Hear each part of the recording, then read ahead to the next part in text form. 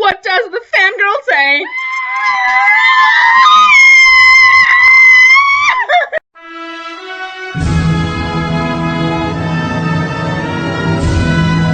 And it's finally here, and it was everything I could have ever imagined. Wow! Get it into your thick head that you love each other, and you... Merry Christmas.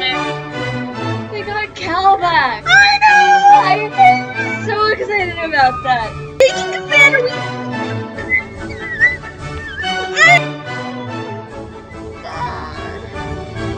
I can't with the show right now. And it was true. Love's kiss. And I think we scared my dog. Hey, what's up, my lits? It's Julie here, and you probably know me as Kingdom Keeper of the Library on Tumblr. And today I'm here to sum up my feelings for Season 2. And I thought the best way to do that would to be a top 10 Season 2 moments. So, as you're watching this, it's been a week since the season finale. A week! It's been over a week, you guys, a week. And I really don't know how to process that. I'm filming this on Friday, and I still haven't processed it. We are back in hiatus mode. It's going to be another 10 months before it's on our screen again. But Season 3 is coming. We're getting a Season 3. And Season 2 was absolutely fantastic. If you watched my episode talk vlogs, you just saw a summary of them in our little intro. So, let's get going. Number 10 moment comes from episode 3 and What Lies Beneath the Stones. And this is Cassandra's series of truths when she's left alone in the room with Ezekiel. Yeah, I'm not talking about Cassandra's big emotional... No. We're not... No. I'm talking about the hysterical... comedy relief, fun-loving moment from that episode when Ezekiel doesn't lie. So Cassandra is trying to keep the door open, and we just see her rambling on and on and on. She has an irrational fear of ravioli. She hates babies. She's always wanted to be Vietnamese. And, of course, when I saw the light leave his eyes, it's just, these were so creative and random, and it was so charming and so to the nature of the Librarians, but I just want to know the backstory behind all these, especially the light leaving the eyes and the ravioli thing. My number 9 moment comes from the season finale and the final curtain, and honestly, I could have made a video all about my top 10 moments from that finale. I could have made a video all about my top 10 moments from the premiere. But my number 9 moment comes from the Season 2, Episode 10, and the final curtain, and that is Flynn's acting. One of my favorite parts of the season, even though it didn't make our list, was in Episode 2, finding out about how Flynn and Eve were theater kids, and Flynn auditioned for Hamlet in high school, but only got the stage manager. And, you know, we were wondering why, like, aw, Flynn wanted to be an actor, and then we get to see him acting in episode 10, and I was crying because it was so bad, but it was so funny. Again, just part of the fun-loving nature of this show, to just watch that as an actor myself. I was crying. I was in tears at how hysterical this was. She was crowing like a rooster, and then of course you have Eve just trying to support him and clapping while she's also trying to look away because she's so embarrassed, and just perfect. Our number 8 moment comes from What Else? Episode 8, and the point of salvation, and that is Eve's speech to Ezekiel when she's talking to him about how many times has he been through the time loop, and he tells her that he's been through the time loop and watched them die hundreds of times, and Eve just looks at him and makes this whole speech about the military, and it was a really touching story. I really liked how the story related to the episode, but it was just such a touching moment to see Eve be so proud of him. And we know that in an alternate universe where Ezekiel was the librarian and Eve was his guardian, she was like a mother to him. So to see that role kind of come to this world, and she was so proud of him, and it was such an important moment for their relationship, I think, for Eve to see past the thief and to be proud of him. Moment number 7 also comes from episode 3, and that is what I like to call binding Holkonote. And this is when the Lits had to each reveal a final big truth to bind him. This was a great moment for the team to build as a team, where Ezekiel reveals something about his past, that he worked for the queen, he stole for Her Majesty, and Jake. We also get the painful revelation from Cassandra about picking her death date, but that's not my favorite part of this whole scene. This whole scene where they're revealing the big truths. Jake tells Cassandra that, and Ezekiel, that the reason he left when they all split up in Peru, the reason that he didn't stay with them was because he didn't want them to see him fail. And it really kind of reveals a lot about Jake's character, that he thought he was going to fail. And he finally found these people that he cared about. And this whole episode was about him having a family in the library rather than his actual family. And for him to recognize that these people are his family and to not want his family to see him fail. And then, of course, aside from the team building aspect, this was also a big Cassandra moment when Cassandra was talking about why she left in Peru, and she said she wanted to prove to herself that she could do it on her own, which was also heart-wrenching because we know that's Cassandra. Obviously, it reveals a lot about Cassandra's character, that she's insecure, and her whole life she hasn't been able to do anything on her own because she's been sick. But she wanted to prove with the library that she can live an independent life and be successful on her own. But my favorite part of this has to be when she looks right at Jake and says, "I liked having you there, but I knew you thought I was sick." And I think it reveals a lot about their relationship, and you can delve into so much depth about each of their characters with this scene. And about Jake and Cassandra's relationship too, and that's why I love it. Our number 6 moment comes from the first episode and the drowned book. And this is the Jake and Cassandra hug scene, which was the first big Cassandra. Well, actually, there was a couple of flirting moments in the episode before this, but this was the first really big moment for this ship that we ever got in the series. This was really the first one that 100% hinted at romance, I think. And it's also, again, a great team building moment. I love that you delve into Jake's character where he's saying, we have to let in the sunbeam, and his voice is kind of really light and breaking. You can tell that he's scared. And and he's like, we were okay when we left, when we parted, and Cassandra said, no, we weren't. And it's just that big moment where the three of them realize that they work best together and they have to stay together. And the best moment of this is when Cassandra says we weren't fine. We're not going to let it happen again. It's not happening. And she rushes forward and she wraps her arms around Jake, and he wraps his arms right back around her. And then they separate so slowly, and he looks at her and says, "I'll see you on the other side, Cassie." And she's like, "You better." And they're just flirting. And Cassandra's just on their way to becoming canon, and I'm so excited about it. Down to the top 5, you guys. Number 5 comes from episode 8 and the point of salvation. And this is Ezekiel's monologue from episode 8 rather than Eve's monologue.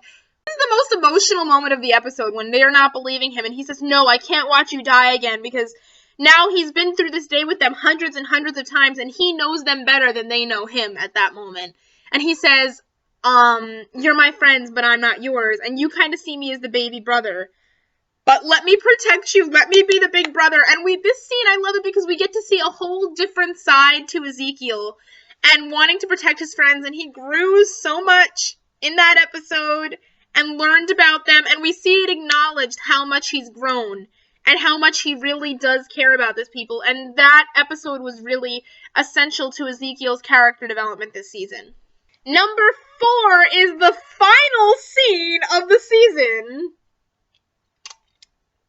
which has to be one of the most beautiful romantic things that this show has ever put out. But there's more to it than that. I mean, first of all, we just have Flynn is training Cal and getting Cal back to health. And it's just Cal, it's everything about this scene that makes it so wonderful. We have Flynn training Cal, and Eve just coming and smiling at him, and he's like, well, it takes time, like most things. And I think that was really the acknowledgement that of what their relationship has been and how they've been fighting this whole season, but they're gonna be okay. Like, it takes time. It takes time, and it's such an important thing.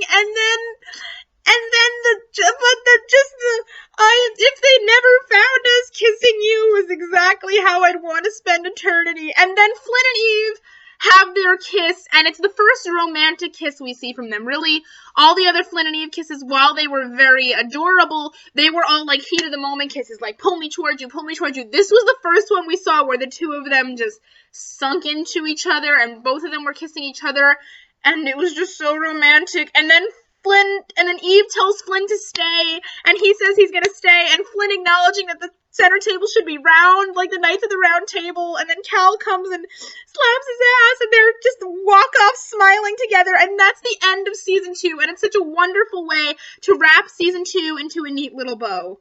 Number 3 comes from my favorite episode, episode 7, and the Image of Image. And this is the first scene of the episode, which you saw my moment reaction to in the intro, and that is Jake and Cassandra agreeing to go on a date. This scene, I was crying about this scene for 2 weeks. For like 2 weeks, whenever I thought about this scene, I would squeal as if I had just watched it on the TV.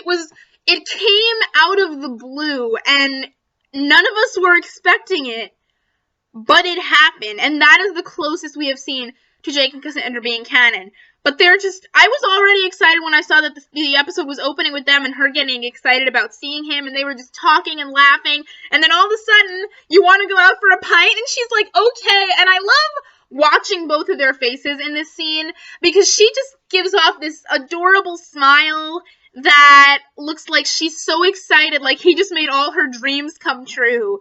That he asked her, and he's just like, he looks like he's just trying to keep his cool because he's really excited that she said yes. And I'm such Cassandra trash, and this is number 3 because I can't believe they almost went on a date, and they were just both so happy about it, and it's, yes! Number 2 comes from one of my other favorite episodes of the season, and that is episode 9, and the Happily Ever Afters. And this is Eve's speech to Moriarty about what love means.